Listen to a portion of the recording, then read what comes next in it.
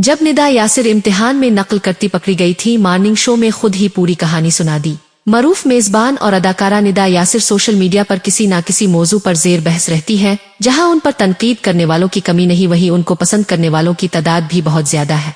गुज़श्ता 15 बरसों से morning show की सबसे कामयाब मेजबान निदा यासिर पर इस बार तनकीद मॉर्निंग शो में नकल पर की गई गुफ्तगू पर हो रही है। इस प्रोग्राम में निदा यासिर ने अपनी जिंदगी के एक मिजाहिया मगर सबक आमोज वाक़ये का इंकिशाफ किया। उन्होंने बताया कि मैंने बहुत बेवकूफ़ी का काम किया था।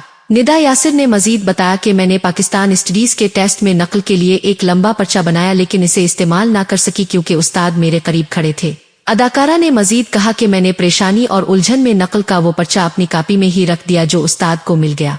निदा यासिर के बकौल मेरे टीचर ने वो पर्चा पूरी क्लास को दिखाते हुए कहा कि तुम्हें तो सही से नकल करनी भी नहीं आती। अदाकारा और मेजबान निदा यासिर ने मजीद बताया कि बाद में सालाना इम्तिहान में याद किए गए अहम सवालात में से कोई नहीं आलिफ में बाहर गई हलशदा 5 साला किताब लेकर आई और नकल की कोशिश की, मगर उस्ताद ने फिर अकड़ लिया। निदा यासिर ने बताया कि टीचर ने मुझे खूब बांटा और इम्तिहान देने से भी रोक दिया। आखिर में जो याद था वही लिखा। निदा यासिर की इस वीडियो पर सार्फिन ने शुद्ध तनकीद करते हुए लिखा कि नकल की खिले आम बात करना हमारे तालीमी निज़ाम की खराबी को जाहिर करता है। एक सारिफ ने लिखा कि टीवी पर खिले आम नकल के किस्से सुनाना कोई अच्छी बात नहीं।